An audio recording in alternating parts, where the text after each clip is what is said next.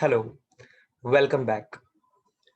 So, topic for today is law of supply, जो कि आपके supply analysis chapter number 4 का एक part है, ठीक है?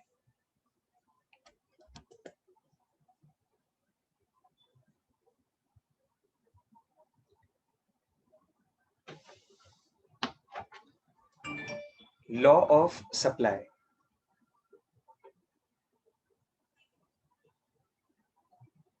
Introduction. The law of supply is also a fundamental principle of economic theory like law of demand. This law was also introduced by Professor Alfred Marshall in his book Principle of Economics, which was published in the year 1890. So as we all know, Principle of Economics ये book publish हुई थी 1890 में professor Alfred Marshall की, जिसके कुछ concepts हमने पहले के चैप्टर्स में पढ़े हैं और अब जो लॉ ऑफ सप्लाई पढ़ने वाले हैं ये भी कॉन्सेप्ट इसी बुक में included है. The law explains the functional relationship between price and quantity supplied. तो जिस तरह से law of demand क्या explain करता था relation between price and demand, वैसे ही law of supply explain करेगा relationship between price and quantity supplied. Let's move ahead and read the statement of the law. Okay, very important. आपको ये word to word learn करना होता है. So let's read first. Other things being constant, higher the price of commodity, more is the quantity supplied. Lower the price of commodity, less is the quantity supplied. Okay, very easy statement and general एकदम statement है, कोई difficult words नहीं है इसमें. सभी को word to word learn करना है. अदर थिंग्स बीइंग कांस्टेंट मतलब क्या, प्राइस के अलावा बाकी सारे फैक्टर्स कांस्टेंट रहेंगे. एंड उसी के बाद higher the price of commodity, जैसे जैसे जितना जितना प्राइस ज्यादा होगा, more is the quantity supplied. जो सेलर है, जो सप्लायर है, वो सोचेगा मैं हायर प्राइस पे ज्यादा से ज्यादा क्वांटिटी सप्लाई करूं. And vice versa, lower the price of commodity, less is the quantity supplied. और अगर प्राइस किसी भी रीजन की वजह से लो रहा तो सप्लायर या सेलर अपना स्टॉक थोड़ा होल्ड करेगा और वो लेस क्वांटिटी ही सप्लाई करेगा. ये एक जनरल रूल है. ओके, लॉ ऑफ सप्लाई ऐसा ही है. अब ध्यान रहे जो यहाँ पे वर्ड्स है वो बिल्कुल भी एक्सचेंज नहीं होने चाहिए. Higher and lower, okay, opposite words है. हायर द प्राइस एंड यहाँ पे है लोअर द प्राइस. एंड यहाँ पे है more and less. More the quantity, less the quantity. Okay, so please make sure you don't get confused between the words and you have to write the statement of the law as it is. In simple words, ये वाला part कभी नहीं पढ़ने का, कभी नहीं learn करने का, नहीं तो हम जो ओरिजिनल स्टेटमेंट है उसके वर्ड्स में कंफ्यूज हो जाते हैं. Yes, ये जरूर आपको काम आएगा कि this shows that there is a direct relationship between price and quantity supplied. देखो, statement of the law देखो, higher the price of commodity, more the quantity supplied. मतलब दोनों चीज अप एरो से हम सिंबॉलिकली देख सकते हैं. And lower the price, less the quantity supplied. तो ये दोनों चीज लेसर है. मतलब दोनों में क्या हुआ, क्वांटिटी सप्लाई और प्राइस में क्या रिलेशनशिप हुआ, डायरेक्ट रिलेशनशिप हुआ. एक बढ़ेगा तो दूसरा भी बढ़ेगा. प्राइस अगर ज्यादा तो क्वांटिटी सप्लाई भी ज्यादा, और अगर एक कम तो दूसरा भी कम. प्राइस कम तो सप्लाई भी कम. Is this clear? Symbolically Sx is equal to F of Px. Basically ये क्या है, supply of commodity X is the function of price of commodity X. Okay, तो ये आप सिंबॉलिकली लिख लो. इनके फुल फॉर्म्स भी आंसर में ऐसे ही लिखेंगे. Next come to the topic of assumptions of the law. अब जैसा कि मैंने पहले एक्सप्लेन किया था कि हर लॉ के अपने assumptions होते हैं. सो वैसे ही लॉ ऑफ डिमांड के भी खुद के assumptions थे एंड लॉ ऑफ सप्लाई के भी assumptions हैं. Okay, the law of supply is based on the following assumptions. Point number 1, constant cost of production. It is assumed that there is no change in the cost of production. Why? Because a change in the cost of production will affect the profits of the seller and therefore less quantity will be supplied at the same price. अब for example क्या हुआ, पहले था cost of production let's say 10 rupees per unit, okay, and supplier sale करता था उसको 20 rupees में, okay. Now if for some XYZ reason cost of production increase होके हो गई let's say ₹14, okay, and same price पे 20 रुपीज पे ही अब सेलर को सिर्फ 6 रुपीज का प्रॉफिट मिल रहा है, जबकि पहले 10 रुपीज का प्रॉफिट मिल जाया करता था। 20 माइनस 10 इज 10 एंड अब 20 माइनस 14 इज 6, राइट। तो सप्लायर क्या करेगा, उसको कम प्रॉफिट हो रहा है ना, इसलिए सेम प्राइस पे भी, प्राइस सेम ही है, पहले भी 20 था अब भी 20 है, लेकिन क्वांटिटी वो सप्लाई करना कम कर देगा। क्यों कम कर देगा, उसकी कॉस्ट बढ़ गई थी, ठीक है। तो हर बार एमआरपी बढ़ा देना सॉल्यूशन नहीं होता है। वो अगर 24 प्राइस कर दे तो अगेन 10 रुपीज का प्रॉफिट होगा, but that's not the case always possible, okay. तो इस जगह पर क्या होगा कि कॉस्ट ऑफ प्रोडक्शन बढ़ने की वजह से सप्लायर सप्लाई लेस करेगा, ओके। तो ऐसा ना हो, राइट। सप्लाई कब लेस होनी चाहिए, जब प्राइस भी कम हुआ हो। अभी प्राइस कम हुआ है 20 रुपीज से, नहीं, 20 से 20 ही रहा है, राइट। तो लॉ ने तो क्या बोला है, अल्फ्रेड मार्शल भाई साहब ने क्या बोला है कि प्राइस कम तो सप्लाई कम। अभी प्राइस कम हुआ क्या, नहीं हुआ, तो सप्लाई कम हो गई। लेकिन इसलिए ये पॉइंट अज्यूम किया गया है कि the law of supply will hold true if there is constant cost of production. मतलब क्या, जो लागत है, कॉस्ट ऑफ प्रोडक्शन है, एक गुड्स को बनाने में जो कॉस्ट लगती है वो कांस्टेंट रहेगी through out the study period, okay. जब भी हम कोई पर्टिकुलर प्रोडक्ट की सप्लाई को एनालिसिस कर रहे हैं, वो पीरियड में कॉस्ट ऑफ प्रोडक्शन कांस्टेंट रहेगी, सेम रहेगी, ऐसा अज्यूम करना है। अदरवाइज लॉ ट्रू होल्ड नहीं होगा, ओके। क्योंकि लॉ ट्रू होल्ड कभी होगा, जब प्राइस कम हो तब सप्लाई कम हो, प्राइस बढ़े तो सप्लाई बढ़े। लेकिन यहाँ पे तो प्राइस सेम है एंड सप्लाई कम हो गई। कम होने का रीजन ये था कि प्रॉफिट कम हो गया, ओके। तो सप्लायर क्यों सेल करेगा, इसलिए ये पॉइंट अजम्पशन में इंक्लूडेड है। Second point, constant technique of production. It is also assumed that technique of production does not change. Improved technique of production may lead to an increase in production. This in turn may lead to an increase in the supply at the same price. अब ये बात है technology की, okay. अगर कोई technical development आए हैं, कोई टेक्नोलॉजिकल डेवलपमेंट आए हैं, एंड अगर उस टेक्नोलॉजी को, न्यू टेक्नोलॉजी को, इम्प्रोवाइज्ड टेक्नोलॉजी को, एडवांस्ड टेक्नोलॉजी को अगर सेलर या सप्लायर या मैन्युफैक्चरर अडॉप्ट करते हैं, तो होगा क्या, वो लोग ज्यादा प्रोडक्शन कर पाएंगे, ओके। इससे क्या हो जाएगा, प्राइस सेम है लेकिन सप्लाई ज्यादा। सप्लाई क्यों ज्यादा, क्योंकि प्रोडक्शन भी ज्यादा हुआ था। तो यहाँ पे अगेन लॉ होल्ड नहीं करेगा ट्रू, कि भाई सेम प्राइस है तो भी क्यों सप्लाई ज्यादा हो गई, राइट। वैसा लॉ के खिलाफ हो जाएगा, एंड इसलिए टेक्निक ऑफ प्रोडक्शन कांस्टेंट रहनी चाहिए, ये अजम्पशन किया है। There should be no change in the technique of production, okay। Next, no change in weather conditions. It is assumed that there is no change in the weather conditions because natural calamities like floods, earthquakes may decrease supply. अब आप सभी को मालूम है कि कोई भी natural calamity आती है तो पर्टिकुलर रीजन में अचानक से गुड्स की सप्लाई पर इफेक्ट हो जाता है। क्यों हो जाता है भाई, समझो फ्लड आ गया या अर्थक्वेक आ गया, राइट। तो डैमेज है प्रॉपर्टी पे, ओके। ट्रक्स वगैरह कैसे निकल पाएंगे, तो वहां पर सप्लाई अचानक से कम हो गई। प्राइस सेम है चीजों का लेकिन सप्लाई कम हो गई, तो ये तो लॉ ट्रू होल्ड होगा नहीं। सप्लाई तभी कम होनी चाहिए जब प्राइस कम हो, है ना। इसलिए ये अजम्पशन लगाया है कि वेदर कंडीशंस में किसी भी तरह का चेंज नहीं है। मतलब ट्रांसपोर्ट सिस्टम एकदम स्मूथली इक्वली चल रहा है, वेदर कंडीशंस की वजह से सप्लाई पे इफेक्ट नहीं आना चाहिए, ऐसा अज्यूम किया हुआ है। Next, fourth point, no change in government policy. It is also assumed that the government policies like taxation policy, trade policy remains unchanged. अब जनरली होता क्या है, गवर्नमेंट पॉलिसी में कोई भी मेजर चेंज आता है तो एक बार के लिए ट्रेड बिजनेस एक बार के लिए इफेक्ट हो जाते हैं, ओके। तो अब पॉजिटिवली इफेक्ट हो या नेगेटिवली इफेक्ट हो, होगा क्या, सप्लाई कम हो गई, ज्यादा हो गई, लेकिन प्राइस में तो चेंज आया ही नहीं था, है ना।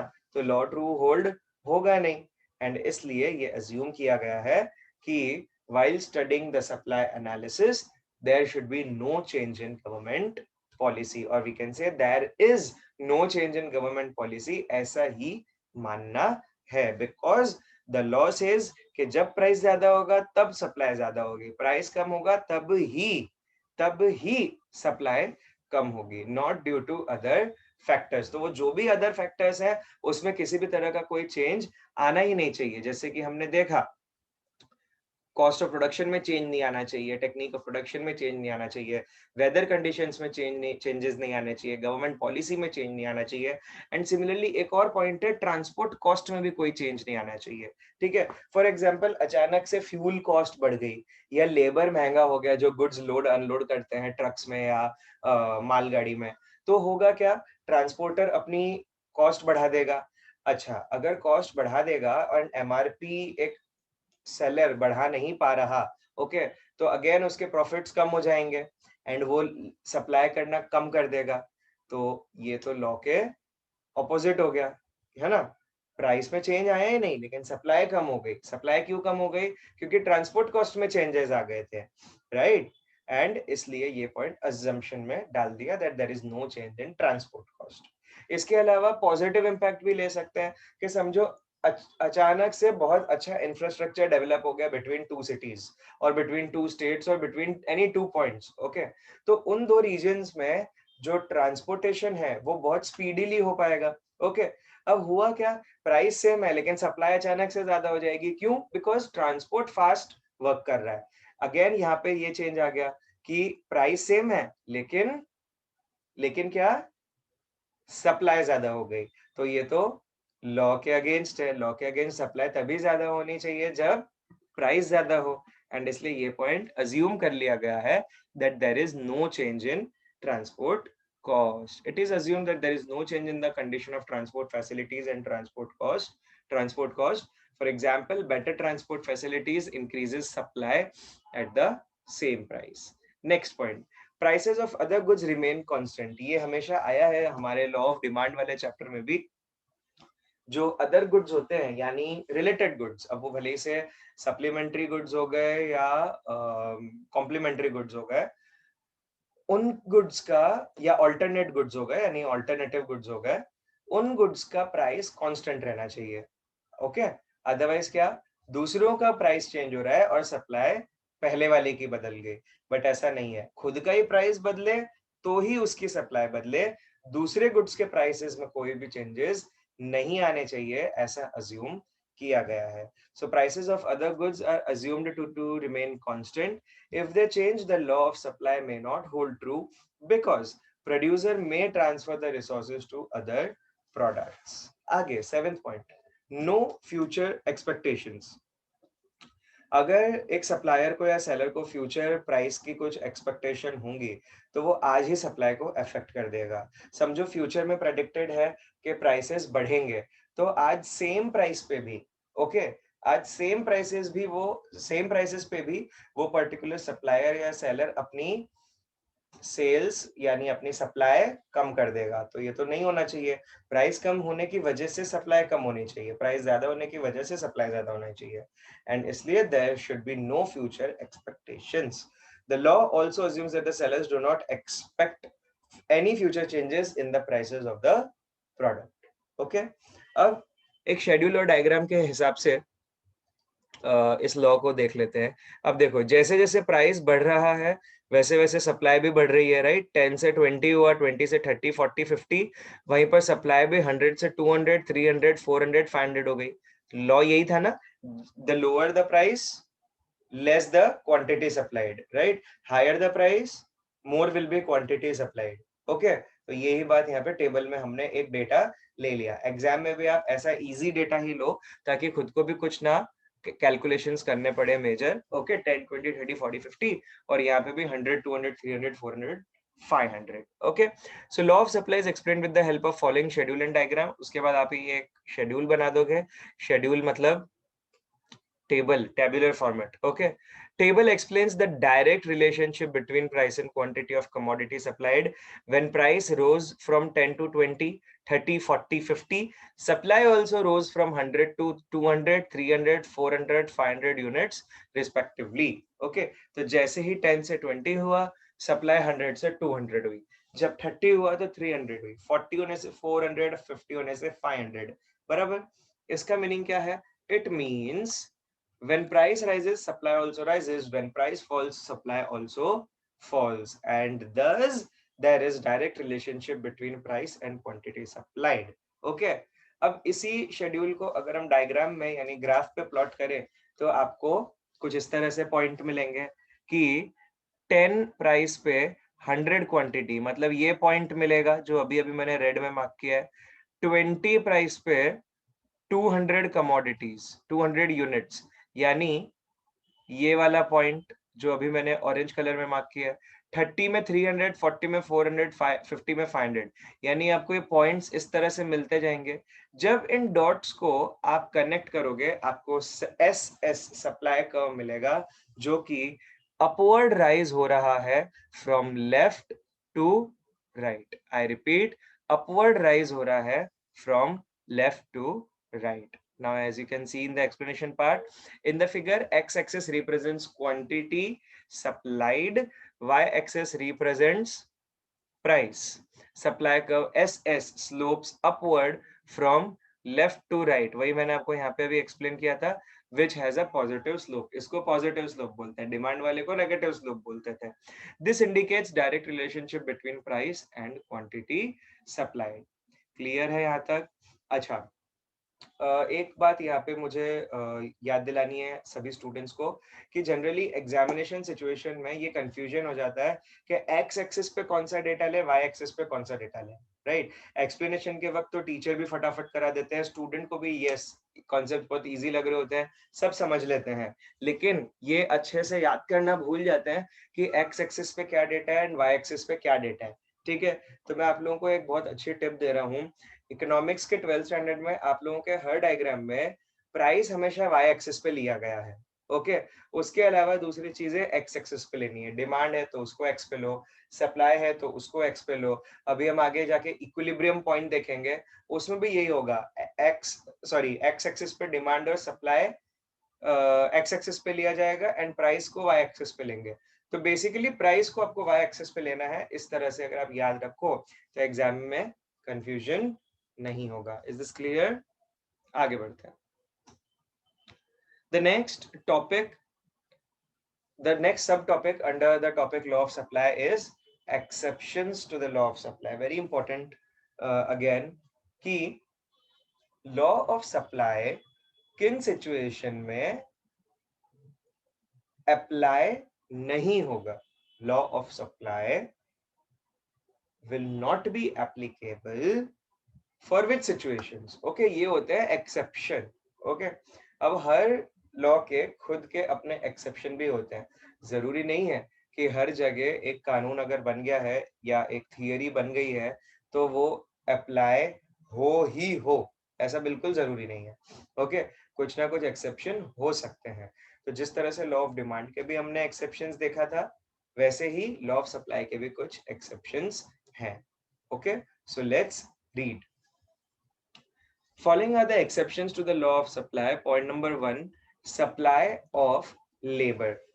Labor supply is the total number of hours that workers work at a given wage rate. It is represented graphically by a supply curve. In case of labor, as wage rate rises, the supply of labors, that is the hours of work, would increase. देखो, supply of labour basically ये concept एक human factor है. यहाँ पे बात की जा रही है ह्यूमन लेबर की कि लेबर सप्लाई होता क्या है. लेबर सप्लाई मतलब क्या, एक पर्टिकुलर वेजेस पे, मतलब जिसको हम ऑफिस वाले एम्प्लॉयज को सैलरी मिलती है, वैसे ही लेबर्स को वेज मिलते हैं. जहाँ पर फिजिकल वर्कआउट होता है वहां पर वेजेस बोले जाते हैं. ओके, तो एक पर्टिकुलर वेज रेट पे वर्कर्स कितने घंटे काम कर रहे हैं उसको बोलते हैं लेबर सप्लाई. ओके, तो होगा क्या, अगर वेज रेट इंक्रीज होती है तो लेबर्स भी ज्यादा काम करेंगे.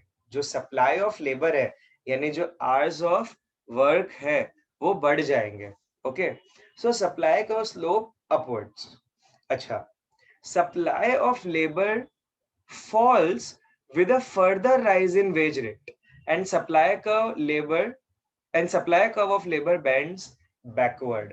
अब होगा क्या, समझो और भी वेजेस इंक्रीज हुए तो एक पॉइंट के बाद, पहले तो क्या होगा, वेजेस बढ़ने से नंबर ऑफ आवर्स ज्यादा होगा। ओके, बट एक पॉइंट पे आके वेजेस भले ही से बढ़े लेकिन फिर वही वर्कर्स काम करना कम कर देंगे।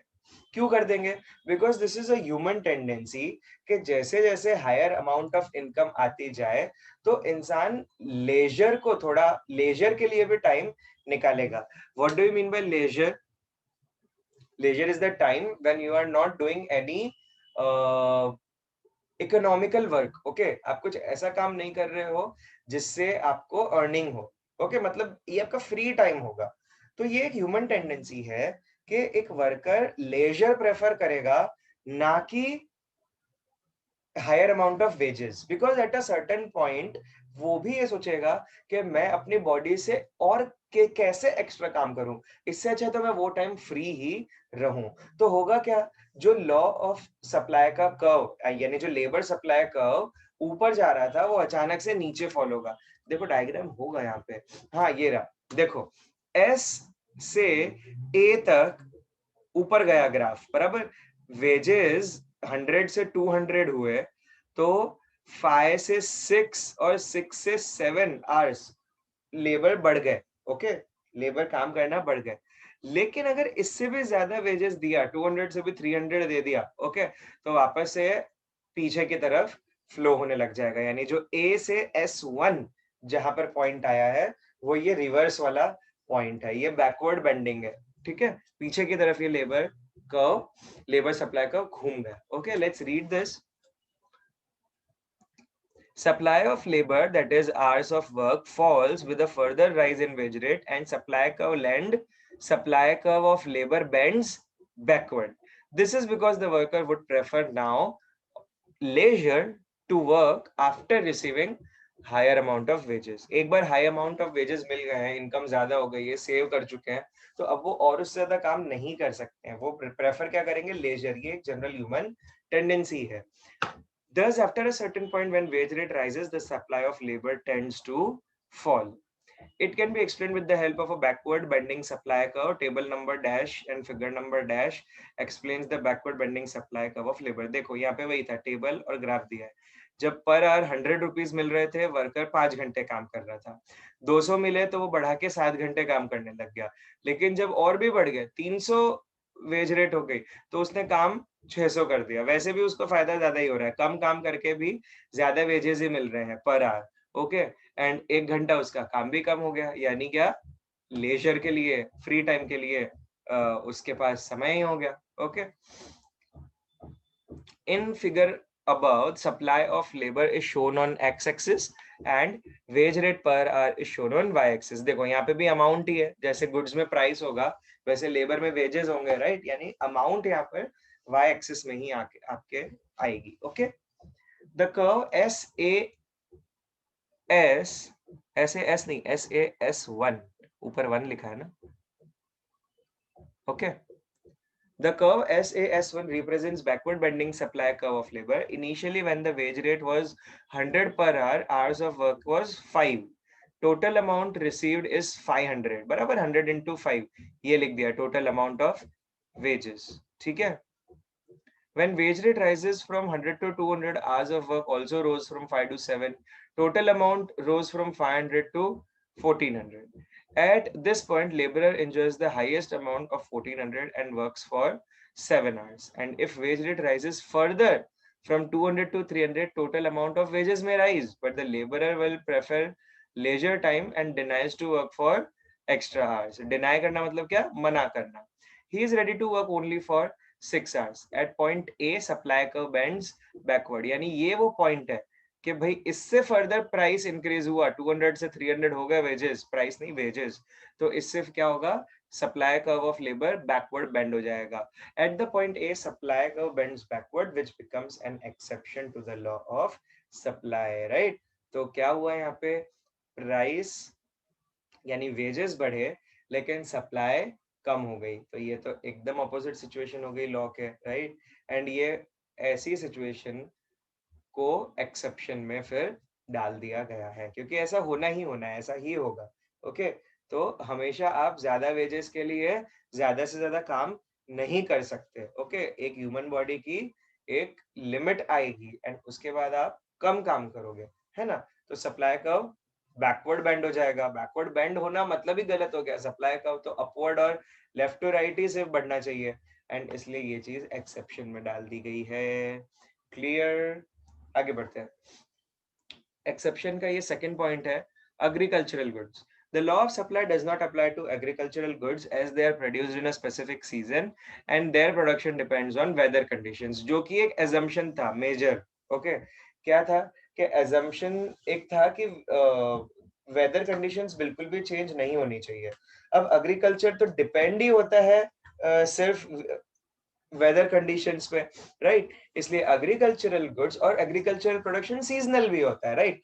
जो प्रोडक्शन बारिश के वक्त होता है वो गुड्स का प्रोडक्शन सर्दियों में नहीं हो सकता, जो सर्दियों में होता है वो गर्मियों में नहीं हो सकता, राइट।